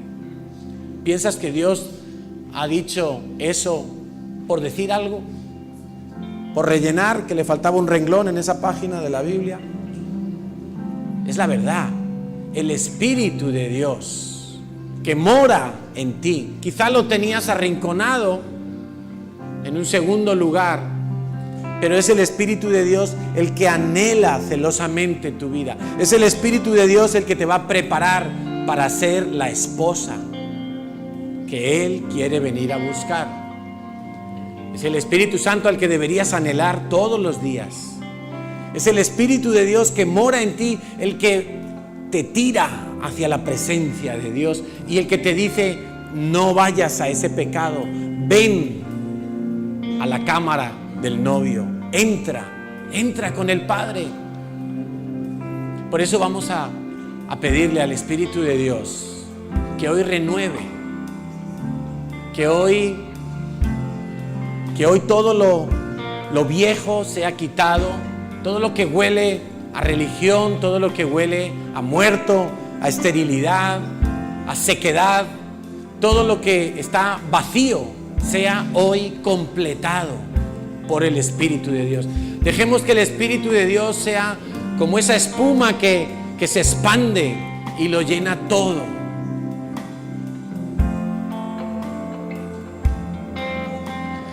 Ven, Espíritu, ven y lléname, Señor, Como tú lo quieras hacer. con tu preciosa unción. Ven, Espíritu, ven y lléname, Señor, con tu preciosa unción. Dame de tu poder, Señor. Purifícame y lávame, renuévame y restaurame, Señor, con tu poder. Te necesito, Dios, te necesito. Purifícame y lávame, renuévame, restaurame, Señor. Te quiero conocer. Sí, Señor, en el nombre de Jesús, venimos a pedirte que tú renueves nuestras vidas. Hemos dejado que los manantiales se sequen, Señor. Hemos dejado de venir a beber de la fuente correcta. Señor, hemos dejado que el pecado se instale en nuestras vidas hasta tal grado que hemos pensado que era imposible vencerlo, que era imposible zafarnos de él. Pero, Señor, tú nos anhelas celosamente. Hoy lo creemos. Creemos que eres tú el que continuamente nos recuerda quiénes somos en Cristo Jesús, que somos hijos de Dios, que somos herederos de su gracia. Señor, creemos que tú eres el que nos guía a toda la verdad, que tú eres el que nos revela la verdad, nuestra condición genuina en este día. Creemos, Señor, que fuera de ti no hay nada para nosotros que nos haga más felices que vivir para agradar al Padre. Creemos, Espíritu de Dios, que tú eres el enviado a nuestras vidas para guiarnos cada día, para guiar nuestros pasos, para ordenar nuestros pensamientos. Creemos, Espíritu de Dios, que tú has sido puesto en nosotros para ocupar un lugar protagonista. Señor, y hoy renunciamos a todo lo que se opone a Dios y al culto de Dios.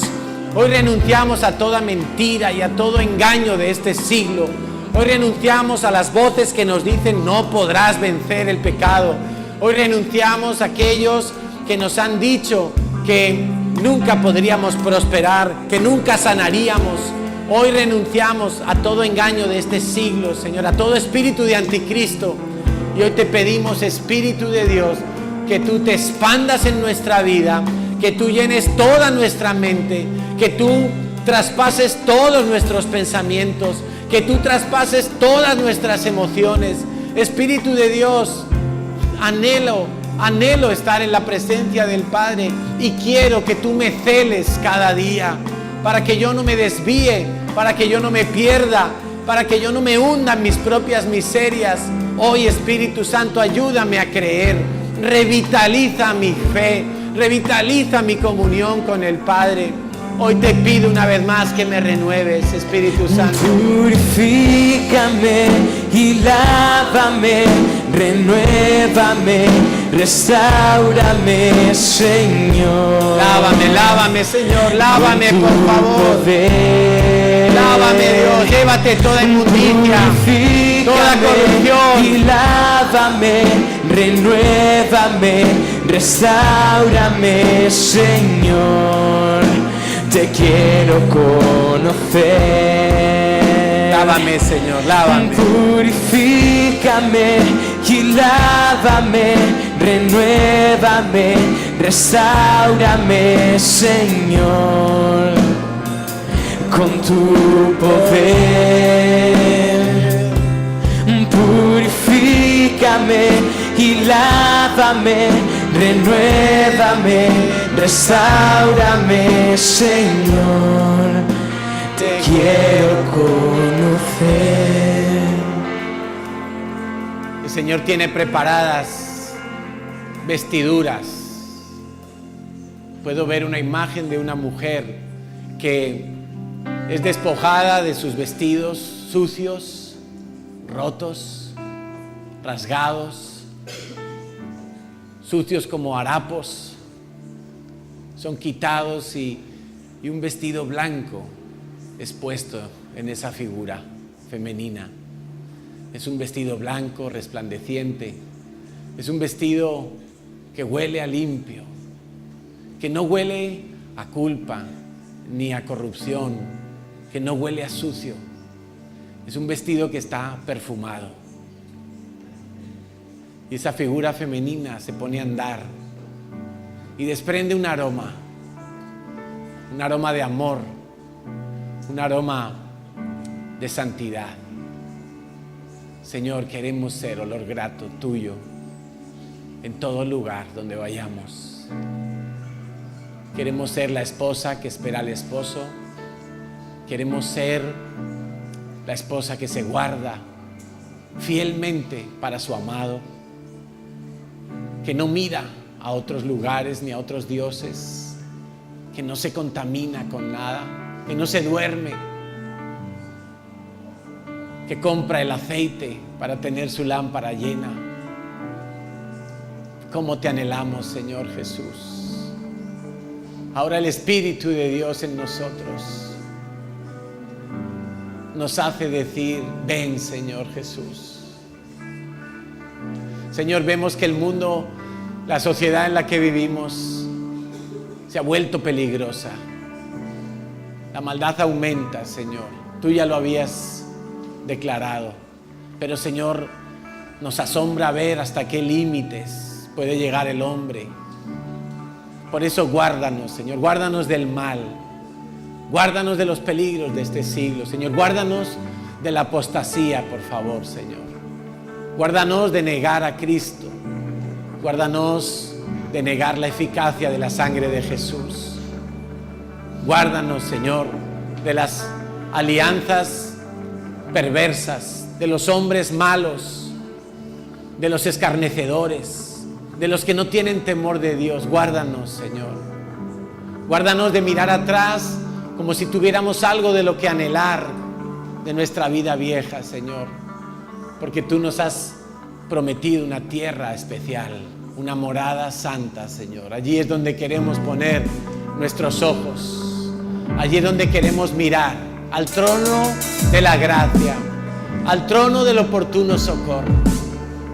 Allí es donde queremos volver nuestros ojos, Señor, y mirarte a ti y a nadie más. Solo tú eres nuestro Dios. Por tu Santo Espíritu, hoy decimos: Abba, Padre. Papá, te amamos, te exaltamos, te cantamos. Viniste a habitar Gracias, Jesús.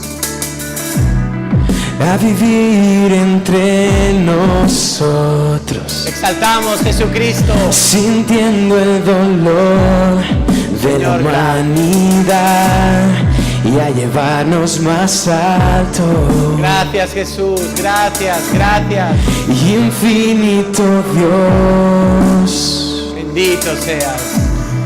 tu vida rendiste para mi culpa borrar, mi vergüenza quitar y a llevarnos más alto.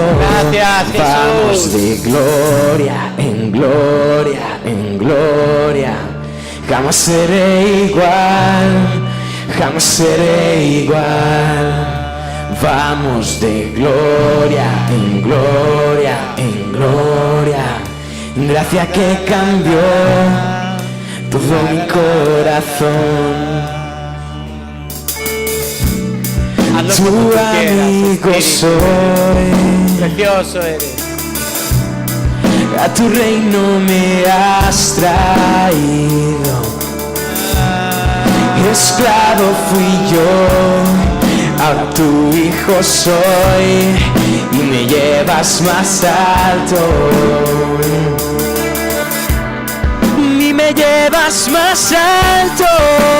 Vamos de gloria en gloria en gloria. Jamás seré igual, jamás seré igual. Vamos de gloria en gloria en gloria. Gracia que cambió todo mi corazón.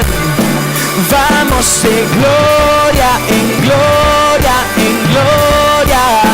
Jamás seré igual, jamás seré igual. Y vamos más alto, más alto, más alto.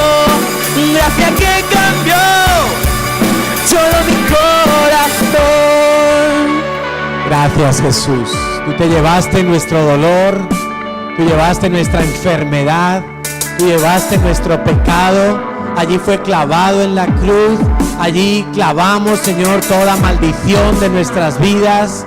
Allí, Señor, clavamos toda iniquidad de nuestros antepasados. Allí dejamos, Señor, toda ruina, toda pobreza, toda condición de esclavitud. Allí es clavada todo decreto que fue anunciado en nuestra contra. Allí es clavado, Señor. Te alabamos, te exaltamos. Hoy tomamos tu vida, hoy tomamos tus riquezas, Señor. Hoy tomamos de lo tuyo, Dios. Hoy tomamos de la llenura de tu Santo Espíritu, Señor, y por Él te alabamos, por Él te adoramos. Gracias, Dios. Llénanos, por favor. Llénanos, Señor. Danos la victoria. Danos la victoria, Señor. Danos la victoria en este día. Aleluya. Vamos de gloria en gloria en gloria. Jamás seré igual, jamás seré igual. Vamos de gloria en gloria. Aleluya. Gloria. Gracia que cambió todo mi corazón. Hoy puedo cantarlo, Señor. Puedo creerlo. Gloria. Voy a vivirlo. Jamás seré igual. Y te daré la gloria, Señor. Jamás seré igual. Aleluya. Vamos más alto, más alto, más alto. Gracia que cambió todo mi corazón. Vamos de gloria en gloria, Aleluya. en gloria. Jamás seré igual, jamás seré igual. Vamos de gloria en gloria en gloria. Gracia que cambió todo mi corazón. Vamos más alto, más alto, más alto. Jamás seré igual, jamás seré igual. Vamos más alto, más alto, más alto. Gracia que cambió todo mi corazón. Señor Jesús, día más te coronamos como Rey, como Señor de señores. A ti, Dios, te damos toda la gloria, todo el honor. A ti, Espíritu Santo, queremos guardarte en nuestro corazón. Queremos darte siempre el lugar preferente en nuestras vidas. Que tú nos guíes, que tú nos enseñes a orar, nos enseñes a esperar lo mejor de Dios. Que tú nos enseñes, Espíritu Santo, a adorar en espíritu y en verdad. Que tú nos enseñes a pedir perdón. Que tú nos enseñes a apropiarnos de todas las riquezas, a vivir en libertad, a hacer la guerra. Que tú nos enseñes todas las cosas, Espíritu Santo. Guíanos, Espíritu de Dios, como iglesia, como hijos del Altísimo. Gracias, Dios. Gracias, Dios. Te alabamos y te exaltamos, Señor.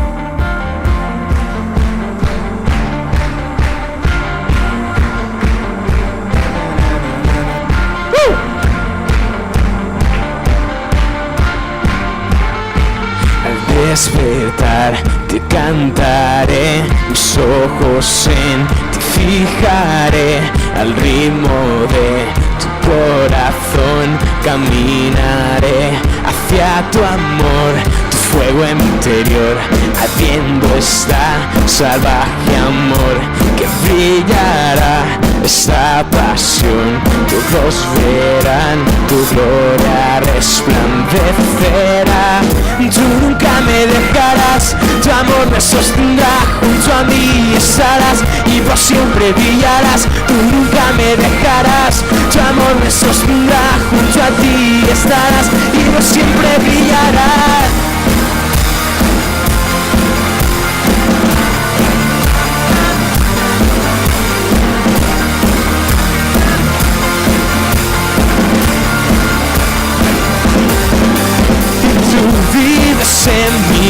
Vives en mí, soy tuyo para siempre.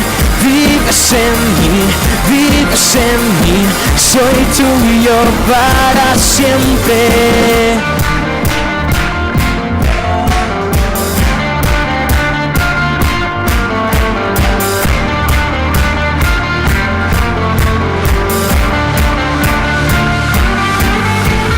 Fuego interior, ardiendo está salvaje amor que brillará esta pasión. Todos verán tu gloria resplandecer. Amor, nunca me dejarás, tu amor me sostendrá, junto a mí estarás y por siempre brillarás. Tú nunca me dejarás, tu amor me sostendrá, junto a mí estarás y por siempre brillarás.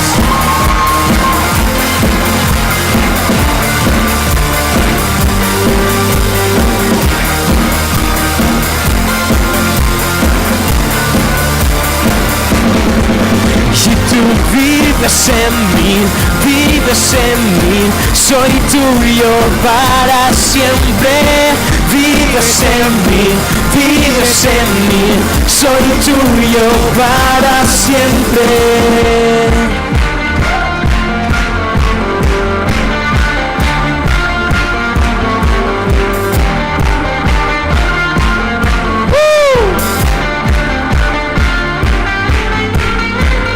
Por siempre, por siempre, por siempre, en tu amor, por siempre, por siempre, por siempre, en tu amor, por siempre, por siempre, por siempre, en tu amor, por siempre, por siempre, por siempre. Yo sé que tú nunca me dejarás, tu amor me sostendrá, junto a mí estarás y por siempre brillarás. Tú nunca me dejarás, tu amor me sostendrá, junto a mí estarás y por siempre brillarás.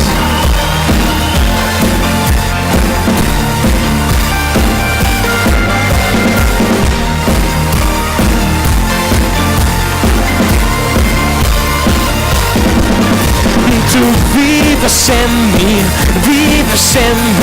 soy tuyo para siempre. Vives en vives en mí, soy tuyo para siempre.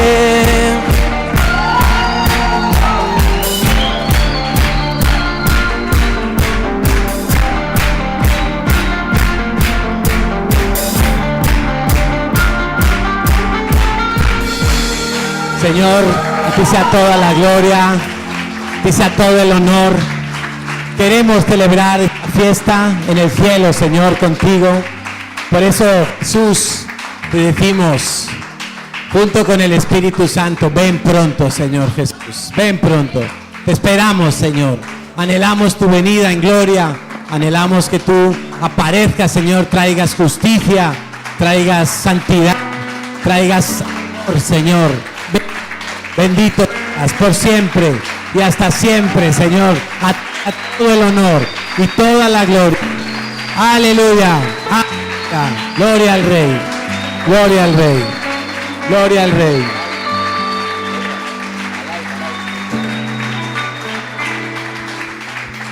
Como que quieren alabar un poco más. El Señor no se cansa de recibir gloria. A Dios le encanta. El pueblo que sabe alabarle será bendito. Rojo estaba mi corazón, pero tu mano me rescató. Del polvo yo volví a nacer. La salvación en ti encontré. Tu amor no puedo expresar. Seguiré hasta el final. En mí es tu voluntad. En libertad siempre viviré. Y en ti soy libre. Sé exaltado. Tu amor no se acaba. Oh, oh, oh. Tú bien estás en mí. No hay nadie en tu lugar. Te necesito, Dios, eres mi libertad.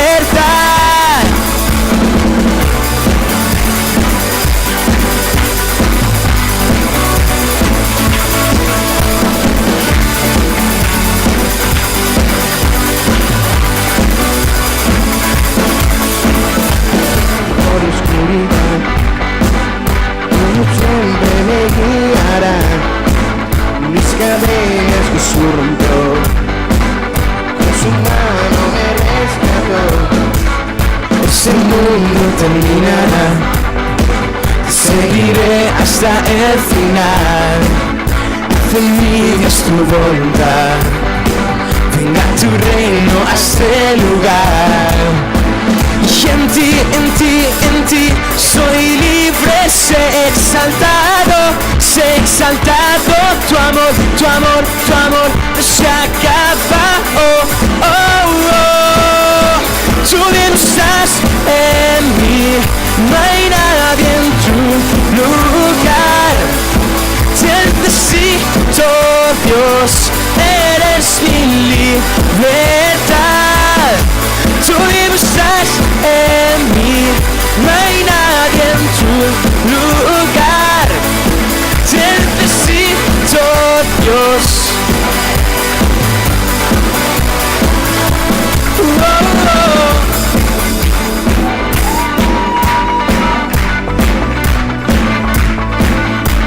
Y en ti soy libre, sé exaltado.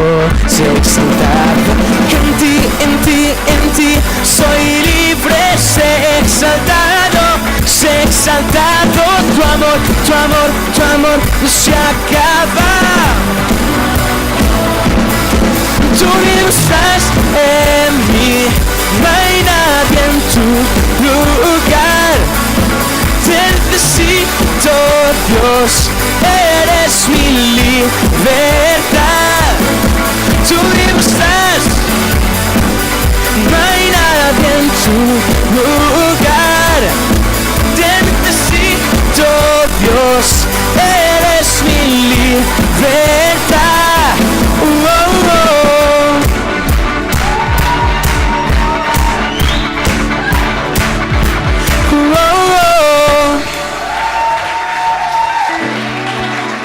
Gloria a Dios, gloria a Dios. Que el Señor te bendiga.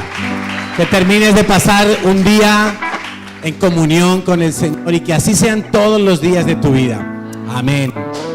Solo anunciar una cosa, aquellos que han traído o bien sus documentos o bien su paga y señal para el viaje a Israel, que hablen con Daniela, que ella es la encargada de hacer las inscripciones. Que el Señor los bendiga.